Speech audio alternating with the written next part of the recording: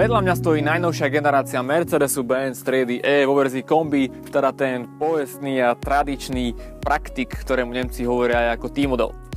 Toto auto predstavila Automobilka minulý rok so slovami, že ide o vôbec najchytrejší alebo najinteligentnejší kombík nielen v ich histórii, ale vo všeobecnosti v súčasnosti na trhu.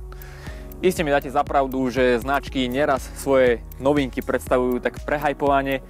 V tomto videu vám však ukážem, že toto auto sa skutočne píši viacerými jedinečnosťami a prvenstvami, vďaka ktorým rozhodne netreba na ňo šetriť slovami chvály.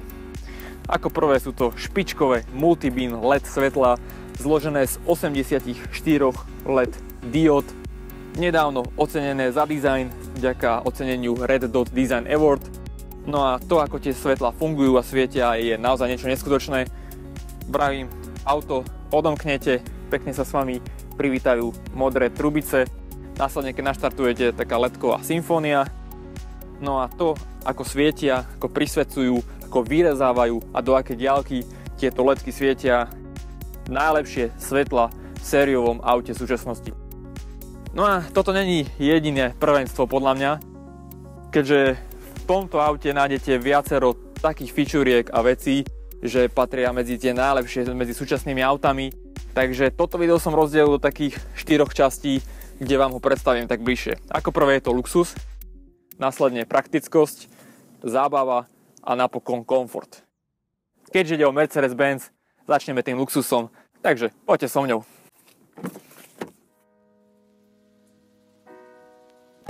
Iste mi totiž musíte dať každý za pravdu, že pokiaľ ide o kvalitu spracovania, pohodlie a luxus, tak práve o tomto táto značka vždy bola, je, aj bude a myslím si, že každý, kto zažije toto auto naživo, tak okamžite vidí, že ani sa nedá tomuto názoru oponovať. Ja som Ečko už na test mal, takže nejdem už to tu úplne dopodrobná vysvetľovať, môžete si to pozrieť vo videu, ktoré nájdete na mojom YouTube. Tentokrát to však urobím takou hrou na detaily, vďaka ktorej vám potvrdím, prečo je značka Mercedes-Benz. Ako prvé, štartovanie tlačidlom, veľmi krásne, efektné, podsvietené. Ovládanie hlasitosti rádia hliníkovým ovládačom, takýto otočný valček. Veľmi efektné riešenie.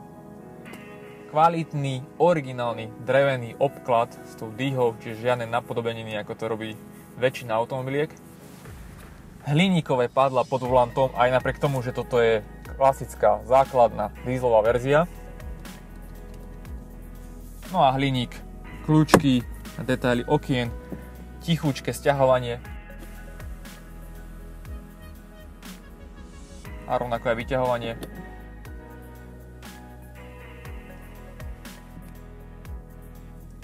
Dovieranie, krása, smerovka,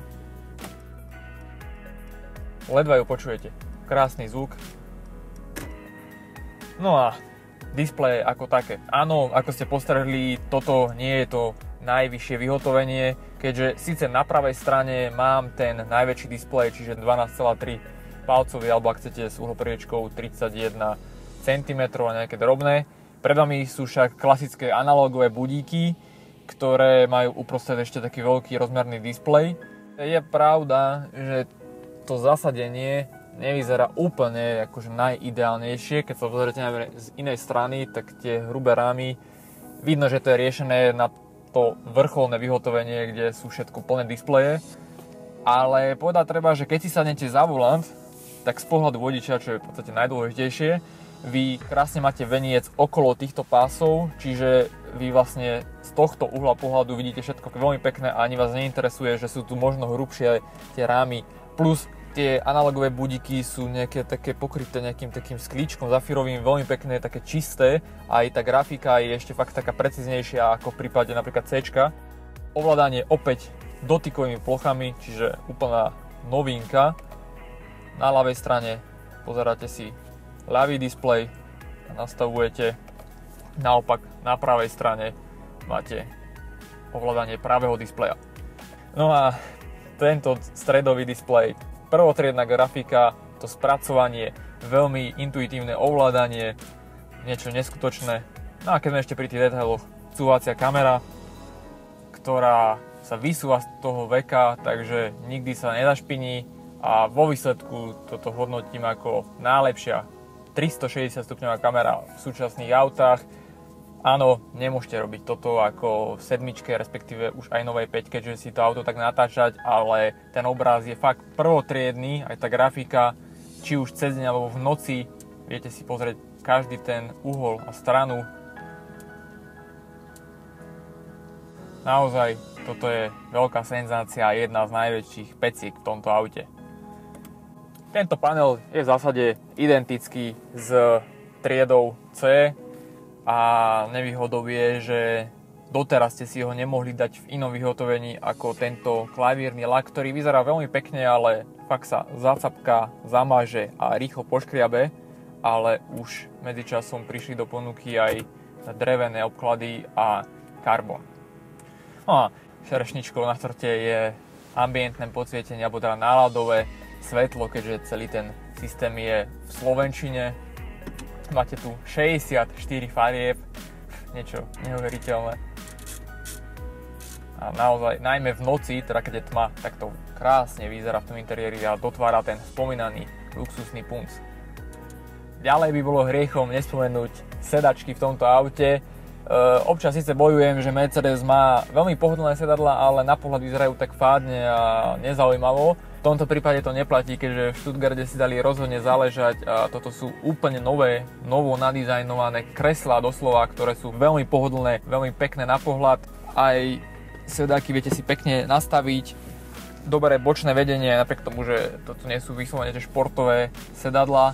A ajme na dlhé trasy, keď cestujete, tak ja neraz mám problém, že už sa potom mírim, ale tu tento pocit som ešte ani raz nezažil. No a rád za mňou tiež na tom nie je najhoršie. Zadní pasažieri sa určite nemôžu sťažovať na nedostatok priestoru, luxusu ani komfortu, keďže keď si tu sadnete, tak sa cítite ako v nejakom SUVčku. Ja mám približne 190 cm plus minus a na nohy približne 10 cm priestor nad hlavou. Tiež rezerva napriek tomu, že tu máte panoramatickú strechu. Je síce pravda, že sedíte v takej kolíske, že máte tak nohy v takom pravom uhle a tie sedaky sú také kratšie. Je to spôsobené tým, že Mercedes naďalej sa drží toho, že tá karoséria je posunutá tak dozadu a tým pádom musíte aj obkročiť ten prach, ako som vravil pri Ečku Sedan. Ale inak aj tie detaily. Spracovanie opäť kvalitka. Háčiky. Paradička. No ale poďme sa pozrieť dozadu. No a konečne sa môžem dostať k tomu fakt najpodstatnejšiemu, keďže ide o praktický variant, takže zadná časť.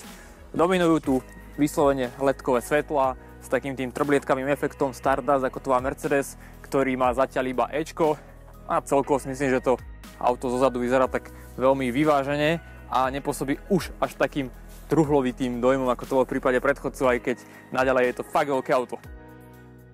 Za plne elektricky ovládaným vekom sa nachádza jaskyňa 670 litrov.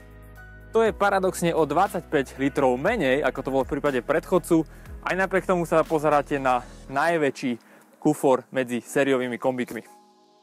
No a pri tejto príležitosti môžem použiť konečne moje nové kufríky, ktoré sa ale nemám kde doma dať, lebo sú fakt veľké. Dostal som ich inak k tej bundičke zadarmo, ale nie. No keď ich tu dáte, tak zrazu zistíte, že tie kufriky vôbec nie sú veľké. Navyše, tento maličký zmestíte aj tu.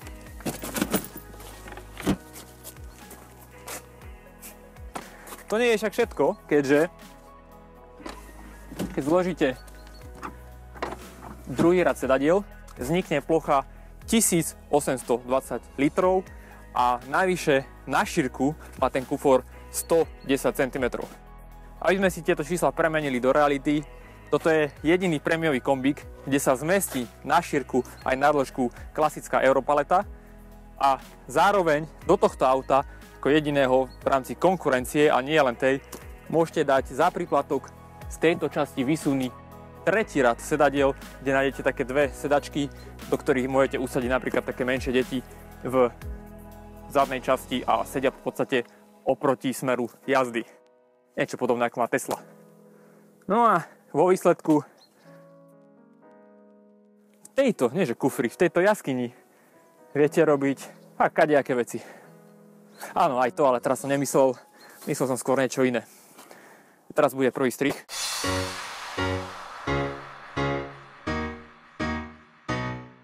Teraz dáme strih 2.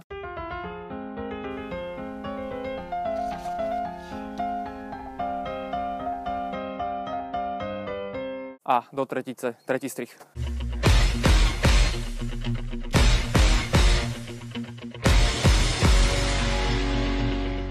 Dobre, vo výsledku je toto auto teda fakt 6-stranné a priestranné.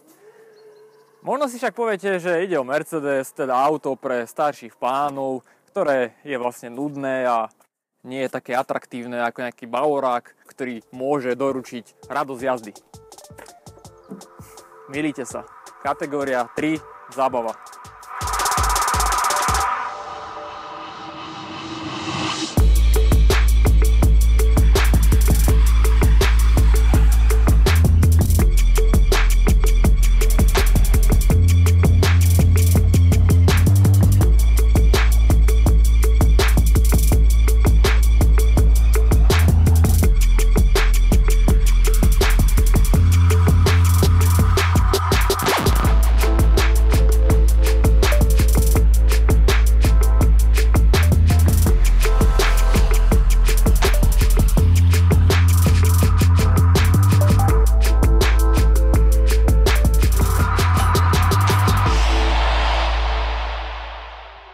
Ako ste určite pochopili, touto zábavnou vsúvkou som chcel poukázať na funny faktor tohto auta, keďže ide o model s výhradne zadným pohonom, vďaka čomu si môžete tú jazdu fakt pekne užiť a neraz sa statočne zabaviť. Navyše to auto funguje perfektne od toho volantu. Zábavu však uzatváram, presunul som sa na diaľnicu a tam toto video zakončím s pár slovami o komforte a pohodlí, keďže toto auto je doslova ako stvorené na hltanie diaľničných kilometrov. Ide o verziu E220D, takže pod kapotom mám ten nový 2-litrový turbodiesel s výkonom 143 kW a 194 koní. Myslím si, že jazdí to auto veľmi slušne, aj keď ten motor 350D bude samozrejme o niečom inom.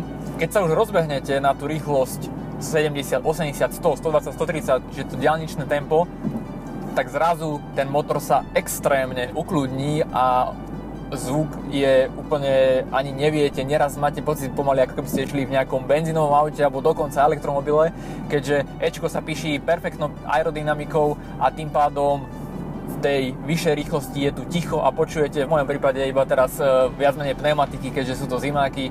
Pokiaľ ide o spotrebu, v tom priemere viete jazdiť za plus minus 6 litrov. Mne sa podarilo Bratislavu Martin dať za 5,4 pri tej predpisovej jazde a aj keď sa naozaj s tým začnete blázniť, tak stále do tých 7 litrov sa viete bohate zmestiť, čo myslím si, že na to, aké je to auto veľké a že má necelých 200 koní, myslím si, že veľmi pekný údaj. No a podvozok, čerešnička sama o sebe. Nemám tu síce ten vzduchový s reguláciou svetlej výšky, ale je tu tiež nový vyvinutý s dodatkom Agility Control, čiže selektívne tlmenie. Naozaj ukážkovo to tlmí, aj napriek tomu, že tu mám veľké kolesa. Určite by sa patrilo spomenúť aj niečo o prevodovke. V mojom prípade 9-stupňový automat, ktorý je viac menej jedinou možnosťou pre Ečko ako také. Tých 9 stupňov je na jednu stranu veľa, na druhú stranu nemáte absolútne šancu zistiť, najmä v tých vyšších rýchlostiach mimo mesta na diaľnici, ktorý stupeň máte zaradený, keďže tá prevodovka radí tak hladko, že dovidenia. A keď idete tých 130, zaradená deviatka, fakt ten komfort jazdy, tá plavnosť,